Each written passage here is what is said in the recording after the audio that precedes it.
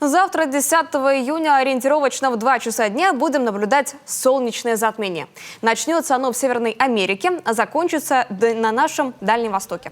Россия увидит частые затмения, в Роскосмосе уточнили. Все случится с 14:22 до 14:29. Максимальная продолжительность кольцеобразной фазы – 3 минуты 52 секунды. Впрочем, наши астрономы-любители такие точные прогнозы делать не решаются. Возможно, явление произойдет немногим раньше. На Покровском бульваре столицы Коми организуют встречу, где ждут всех желающих.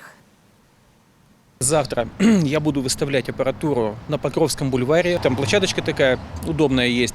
И прохожие ходят, выставляясь примерно в 13-15. Вот. Что взять желающим посмотреть? Да взять только хорошее настроение на самом деле. Вот. Если есть желание, можно провести эксперимент. Взять дуршлаг, да, то есть навести дуршлаг на солнце, подставить белый лист и, соответственно, посмотреть, как будет проецироваться отверстие. Если солнышко у нас обычное, да, отверстия будут идеально круглые. Если, соответственно, затмение, то будет отображаться фаза.